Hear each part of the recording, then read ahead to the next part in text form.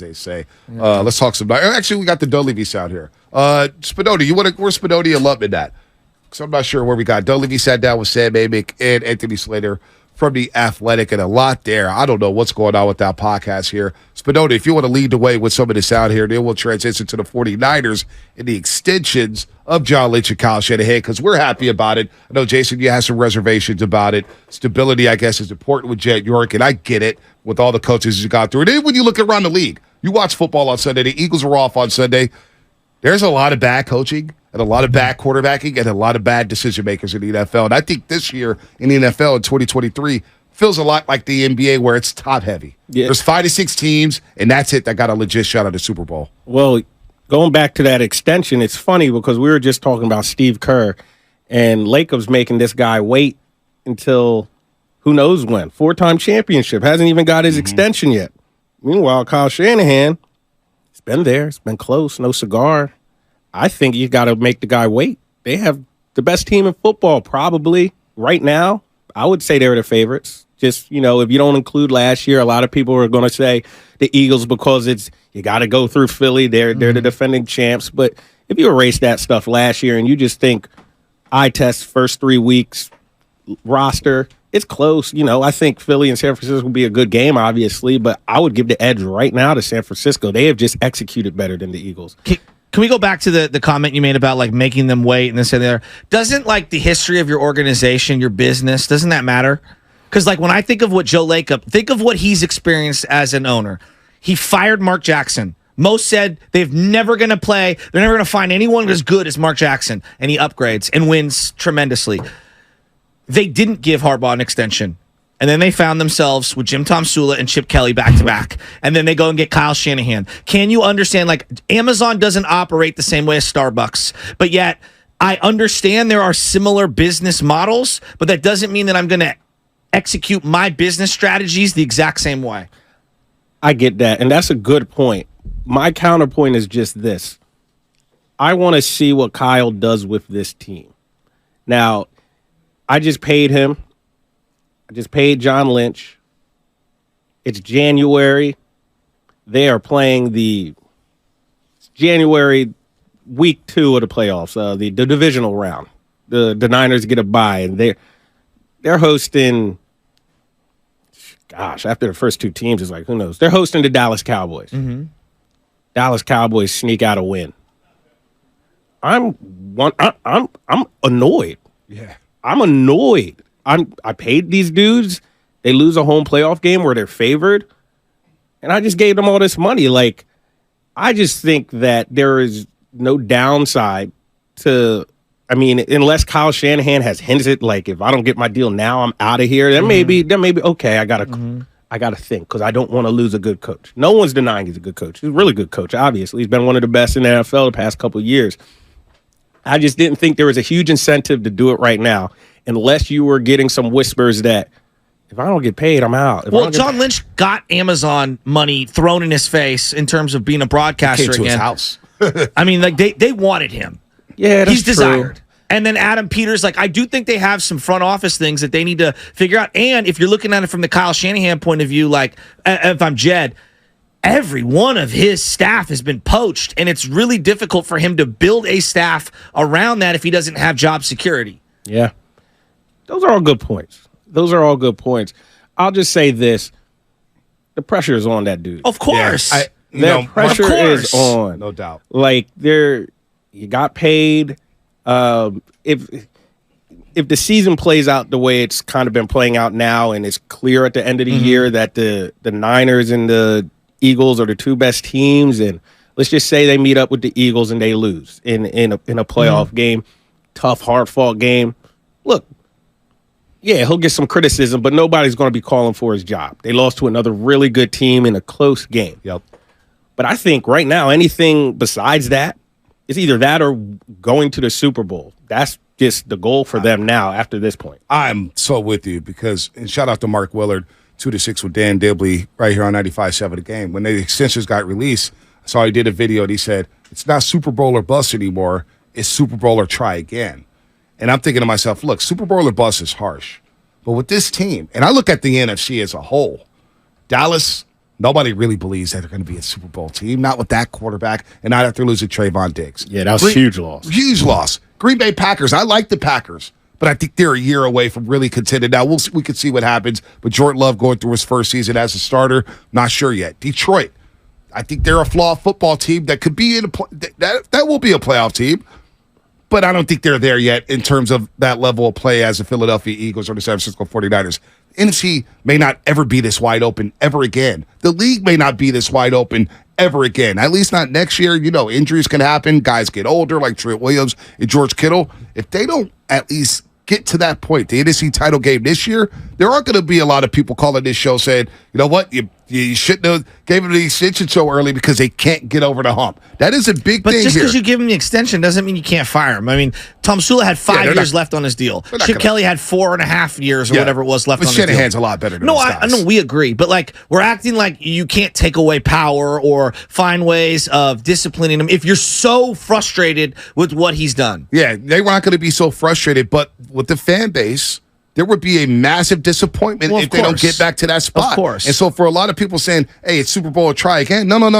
You got to take advantage right now because you may never have a quarterback what does it have to do on with a his deal contract like status? this. Well, what does it have? See, to me, giving him the extension doesn't hurt you really at all. Like, I don't But see. you will get more heat with the extensions if you don't get back to that point. I don't think many 49er fans give two rips about contract extension. No one's like, hey, you can't fire Tom Sula. He's only 1 year in on a 6-year deal. Not firing, but saying, boy, you gave them the extensions and they can't get back to the mountaintop. And now when you look at the roster getting And that's older the nuanced part. and injuries and then a quarterback on this deal. We just may wanna never have win. a quarterback on this deal ever No, again. I know, but I just And if think they most don't fans just wanna What I'm saying, win. if you don't win this year after getting those Well, of extensions, course. a lot of people are going to come at Jay York and say, well, did you really have to extend them to Jason's point this early? That'll be like the through fourth or 2028. fifth thing in frustration. It'll be, damn, we're wasting this prime of CMC and Trent and those guys. And then, yeah, on the laundry list of things to be angry at, like fourth or fifth will be like, why'd you have to give him the contract extension? I don't think it'll be forefront. Well, there'll probably be a contingent that would want them fired, honestly.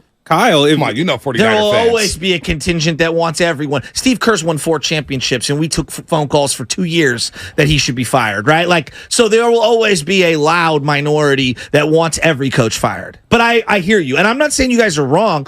I just don't see what the harm is. They're making the amount of money the NFL, they're giving these guys, each team, $400 million before the season even starts. $400 million. Here you go. Here's your revenue sharing.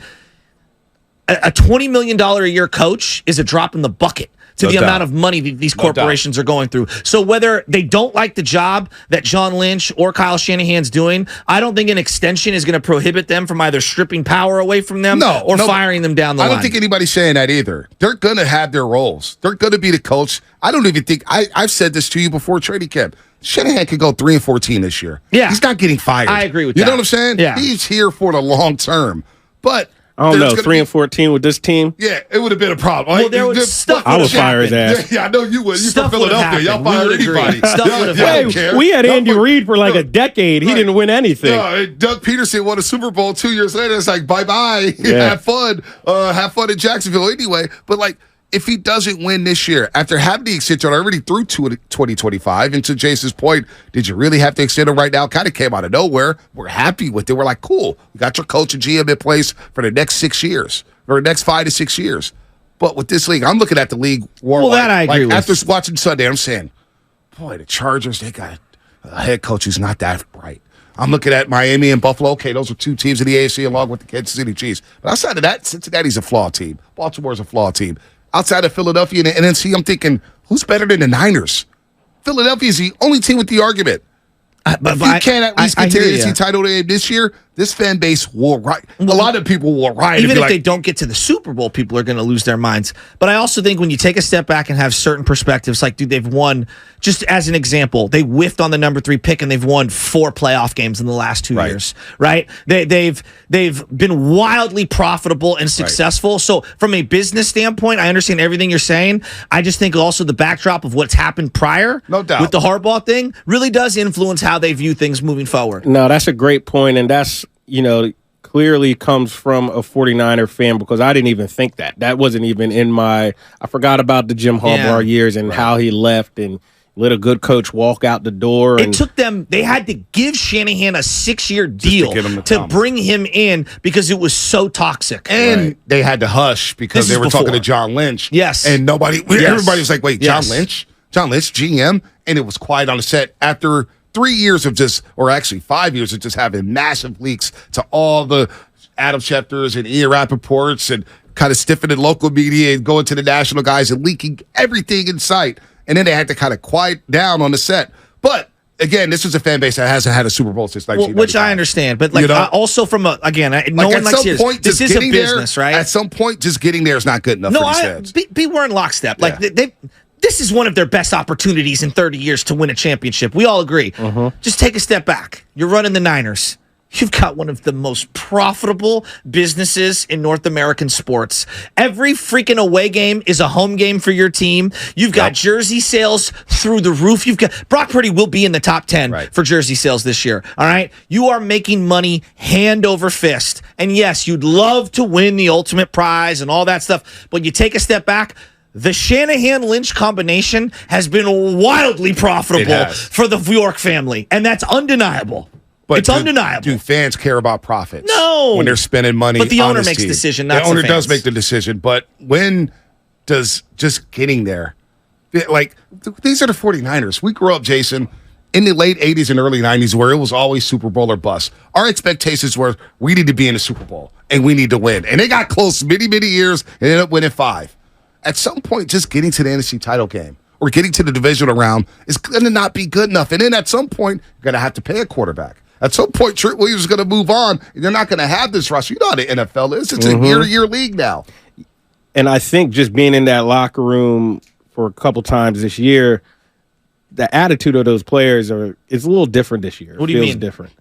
Like, honestly, for the past couple years, they felt like front runners. Like entitled? Yeah, like they felt like front runners. Like they just always talked about like woulda, coulda, shoulda. This year, it really seems like they're like, nah, we're serious about this. Like, we have to put in this work. We cannot let this opportunity pass us. It's not as many, like, smiles, but not in a bad way. It's not like people are miserable. It seems way more business-like. NFL mortality, like to your point, like Trent almost walked away this year. And I think that hit a lot of guys. And Debo having a down year, and like you're already hearing murmurs, not that it's substantial, like, hey, they could trade or cut Debo down the line. You know, they can move off this money. There's a mortality to the NFL that I think some of these guys are starting to realize. They understand that this group is not going to be together forever. And I think they get how talented this group is. Like, dude, just look down the rosters. The names are insane that you just see on this roster. It's crazy. It's like, man, like. It's 7 Pro Bowlers. Like, I think the Eagles might have more depth than the Niners. Like, if you see some starters go down on both teams, I think the Eagles are tight ends. I think the Eagles would be better equipped. But when it just comes to like top line star players, there's nobody who can match them. And if you don't win that ring, it's the difference between going to the Pro Football Hall of Fame. Like all of a sudden, Frank Gore's a borderline Hall of Famer. If he has a ring, he's already getting to the Hall of Fame. Yeah, he's already in. Patrick Willis, he gets a ring. He's probably already in next to Zach Thomas. Joe Staley, borderline now because he doesn't have that ring. You win that ring, it's a difference maker for a lot of these players. Like George Kittle right now, I wouldn't say he's a Hall of Famer. But boy, if he wins that Super Bowl ring with his media personality, and he has a touchdown catch in the Super Bowl. Oh, they'll usher him in with no questions asked. And we'll all be saying, yeah, George Kittle, Hall of Famer. That is a difference here for a lot of these guys. And then Shanahan finally gets that monkey off his back to where I don't blame him for the Super Bowl in Atlanta. I've never seen an offensive coordinator get blamed as much as him for a Super Bowl loss when Dan Quinn is a D coordinator with a 28-3 lead. But he could finally put all that away if he just wins. And that's all that's left for this regime. That's all that's left for Lynch and Shanahan. We're all in agreement It there. is that Super Bowl ring. It's not going to be good enough 3 years from now where we're saying, well, they didn't win it, but boy, they've won a lot of big games. It's not going to be good enough for this fan base. I hear you. I just look at it from a business standpoint of like, can you upgrade? And like in the NBA, coaches feel less important than the NFL. So to use that as a compare and contrast is a little off to me. But I understand the points, but it's just a little off. I don't think the business models are the same. Football coaching absolutely matters, maybe more than any other sport. It is dictated, like every single play call is dictated from the sidelines into the field. And I look around, I'm like, okay, McVay has an argument. Obviously, Andy Reid's in 70-something years old. Who else you trading Kyle Shanahan for? Yeah, not Where a lot are of you people. upgrading? You're not. You know? And they took a leap of faith when the Warriors fired Mark Jackson. He was good for the Warriors. They found great in Steve Kerr. It's very difficult to upgrade from Kyle Shanahan, No doubt. I think. Yeah, Not that there won't be a moment down the line if they don't win, let's say 2 years in a row from now. They don't win playoff games 2 years in a row for whatever reasons. Yeah, then I'll start considering where you're at. I just think it's way too premature. Yeah, no, I've never been on the fire Shanahan train. Yeah, That's just been asinine. That's stupid talk. I don't know. It's just something with me. I don't think the guy should be fired. No way, no how. It's my money. It's not my money, obviously, but it's my money. Yeah, I got a bankroll for you. We're just gonna see how this season plays out. Yeah. I mean, I'm seeing like Sean plays Payton. out. Like Sean Payton got that money, right? This offseason. He's awful. Thank you. He deserves all the bad. So if you're coming to Shanahan, us. you're walking up to that front office and you're like, all right, look, I know we got to renegotiate or whatever. Like, I want to get paid commensurate to what some of these other guys are getting paid. That's why Mahomes reworked his deal. Like, the greats in their industry and in their field have the leverage to be able to rework their deals. Kyle's great right now. Right. He's one of the top 5 coaches in the NFL. I think he's earned it.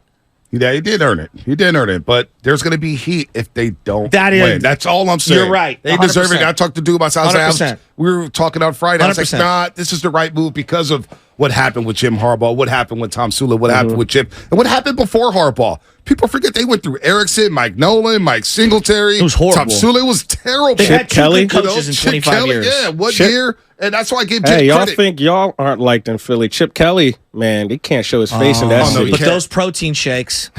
I just saw something with Mike Vick and Shady McCoy and Deshaun Jackson. He can't talk to me. He can't talk to me. He made them compete for their starting jobs. It was he traded every one of them. And he traded all of them. Exactly. Look, Kyle's so good at his job. And again, I'm not saying he's the greatest ever, but right now he's so good at his job.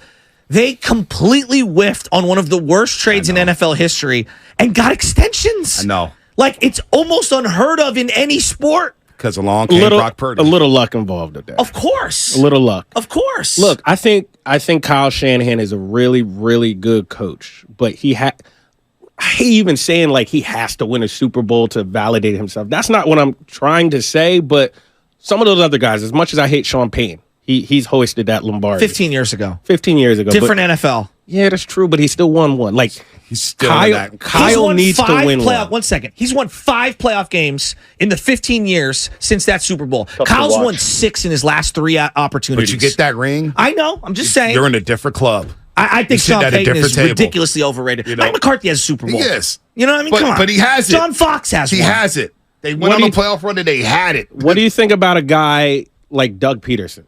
I think Doug Peterson's really, really good. Yeah. Really good. Underrated. Yeah. And really good. It took awful loss this past week. You know what impressed me with him? Awful loss, back-to-back weeks. What happened in Philly in Texas? Him and the owner? No, but you know what? I respected Doug Peterson the year after they won the Super Bowl. Yeah, with Foles. Which got hurt again. They go down to the Superdome. They should have won that game. Alshon Jeffrey drops in the red zone. I was like, boy, Philly's going back-to-back. Yeah. I really thought they were probably to go back-to-back. I did too. I mean, Alshon Jefferson dropped that pass. He dropped the pass in the divisional round. They're going to go to the NFC Championship game and play the Rams. And they had the Rams number. Yeah, I forgot all about that. I forgot about that playoff game. That was a hurt piece. Didn't hurt as much because I still had that Super Bowl glow. Right. I honestly, after that Super Bowl, I was like, no pro sports team can ruin my mood for a while. And it was true. I got through that year. Then a couple years, they wrote me back in last year. You know, it's funny you bring up the luck thing. Luck is absolutely a factor. Like, did the Warriors get lucky that 2 point guards went ahead of Steph Curry? Obviously. Yes. You know, did they get lucky that the salary cap exploded and they signed Draymond and Klay Thompson to better deals so they could afford someone like Kevin Durant? Obviously.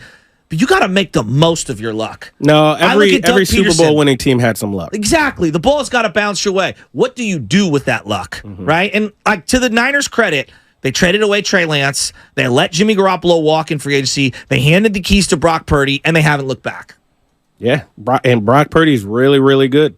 I think he is probably hovering around top 10 quarterback. I think he's in the top 10. Yeah. Quarterback plays down. Yeah, It is down around the league. It's down. And It that's really my is. big takeaway over the weekend. I was like, boy. Jalen Hurts has been looking a little suspect this year. I still like Jalen a lot. I like Oh, so Jalen do too, I. but he threw the 2 picks yesterday. He's New a offensive leader. coordinator. I think they need to kind of mesh a little bit there. It's very underrated. Shea Steichen in Indianapolis, man. You've been all over Shea Steichen. Colts look good right now, man. Despite, I don't think they're going to be a playoff team, but they're buttoned up, man. You can't sleep on them. And I think they have a big game against the Rams this Sunday in Indianapolis. Luck is part of it.